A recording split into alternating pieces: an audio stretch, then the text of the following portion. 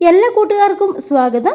ഇന്ന് നമ്മൾ സംസാരിക്കാൻ പോകുന്നത് നവജാത ശിശുവിൻ്റെ പൊക്കിൾക്കൊടി സംരക്ഷണം, എന്തൊക്കെ കാര്യങ്ങൾ ചെയ്യാം, എന്തൊക്കെ ചെയ്യരുത് തുടങ്ങിയ എല്ലാ കാര്യങ്ങളും ഉൾപ്പെടുത്തിയാണ് ഇന്നത്തെ വീഡിയോ.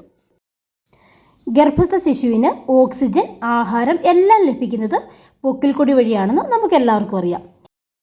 ഡെലിവറി സമയത്ത് ഇത് 2 അല്ലെങ്കിൽ 3 സെൻറ്റിമീറ്റർ നീളത്തിൽ കട്ട് ചെയ്ത് ക്ലാമ്പ് ഇടുകയാണ് ചെയ്യാറ്. സാധാരണയായി 7 മുതൽ 14 ദിവസത്തിനുള്ളിൽ പൊക്കിൾക്കൊടി പൊഴിഞ്ഞു പോകാറുണ്ട്.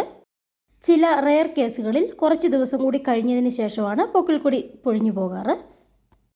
ആദ്യമായിട്ട് അമ്മയാകുന്ന സമയത്ത് ഈ പൊക്കിൾക്കൊടിയിൽ തൊട്ടാൽ കുഞ്ഞിന് വേദനിക്കുമോ അല്ലെങ്കിൽ ബ്ലഡ് വരുമോ തുടങ്ങിയുള്ള പേടിയൊക്കെ നമുക്ക് ഉണ്ടാകാറുണ്ട്. എന്നാൽ നെർവ്സ് ഒന്നുമില്ലാത്തതിനാൽ കുഞ്ഞിന് വേദന ഉണ്ടാകില്ല എന്നതാണ് വസ്തുത.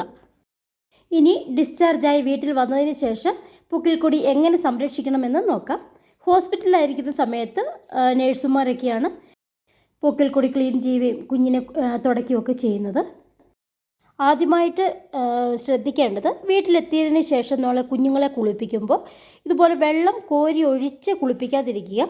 ഇപ്പോൾ ഡോക്ടർമാരൊക്കെ പറയാറുണ്ട് പൊക്കിൾക്കൊടി കൊഴിഞ്ഞു പോകുന്നത് വരെ കുഞ്ഞിനെ നന്നായിട്ട് വൃത്തിയുള്ള ഒരു കോട്ടൺ തുണി വെച്ചിട്ട് നന്നായിട്ട് തുടച്ചെടുത്താൽ മതിയെന്നാണ് ഇപ്പോൾ പറയുന്നത്. അപ്പോൾ ഇങ്ങനെ വെള്ളം ഒഴിച്ച് കുളിപ്പിക്കുന്ന സമയത്ത് കുഞ്ഞിൻ്റെ പൊക്കിളിൽ വെള്ളം പോകാനിടയുണ്ട്. അങ്ങനെ വെള്ളം വീഴാൻ പാടില്ല. അതുപോലെ തന്നെ നമ്മൾ ഓയിൽ മസാജ് ചെയ്യുമ്പോൾ കുഞ്ഞിൻ്റെ പൊക്കിളിൽ ഓയിലും വീഴാൻ പാടില്ല. അതുപോലെ പൗഡറും കുഞ്ഞിൻ്റെ പൊക്കിളിലിടാൻ പാടില്ല. ഇനി എങ്ങനെയാണ് കുഞ്ഞിൻ്റെ പൊക്കിൾ നമ്മൾ ക്ലീൻ ചെയ്യേണ്ടതെന്ന് നോക്കാം.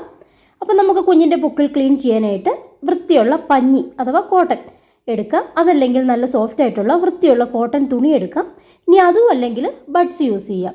എന്തായാലും ഇത് ഒന്ന് വെള്ളത്തിൽ നനച്ച് പിഴിഞ്ഞ് കളഞ്ഞതിന് ശേഷം വേണം നമ്മൾ കുഞ്ഞിൻ്റെ പൊക്കിൾ ക്ലീൻ ചെയ്യാനായിട്ട്.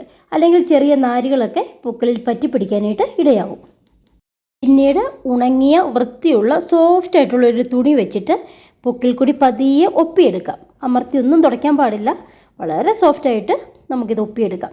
അല്ലെങ്കിൽ നനവൊക്കെ ഇരുന്നാൽ ചിലപ്പോൾ ഇൻഫെക്ഷൻ ആവാനുള്ള സാധ്യതയുണ്ട്. പിന്നീട് നമ്മൾ ഹോസ്പിറ്റലിൽ നിന്ന് ഡിസ്ചാർജ് ആവുന്ന സമയത്ത് പൊക്കിളിടാൻ വേണ്ടിയിട്ട് നമുക്ക് മെഡിസിൻ തന്നു വിടാറുണ്ട്.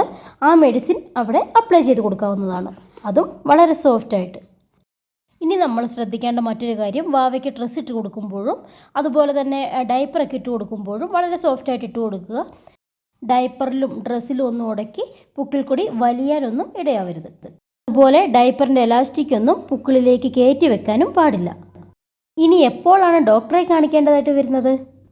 പൊക്കിളിൽ നിന്ന് നന്നായിട്ട് ബ്ലഡ് വരുന്ന സമയത്ത്, പൊക്കിളിൽ നിന്ന് പഴുപ്പ് വന്നാൽ, അതുപോലെ തന്നെ പൊക്കിൾ നന്നായിട്ട് നീര് വെച്ചതുപോലെ വീർത്തിരിക്കുക, പിന്നെ എന്തെങ്കിലും ബാഡ് സ്മെല്ലുണ്ടെങ്കിൽ, എന്തെങ്കിലും ദുർഗന്ധം പോലെ നമുക്ക് ഫീൽ ചെയ്താലൊക്കെ ഡോക്ടറെ കാണാനായിട്ട് മറക്കരുത്. ചിലപ്പോൾ പൊക്കിളിൽ ഇൻഫെക്ഷൻ ഉള്ളതുകൊണ്ടാവാം ഈ ലക്ഷണങ്ങളൊക്കെ കാണിക്കുന്നത്. അപ്പോൾ ഇന്നത്തെ വീഡിയോ നിങ്ങൾക്ക് ഉപകാരപ്പെട്ടു എന്ന് വിശ്വസിക്കുന്നു.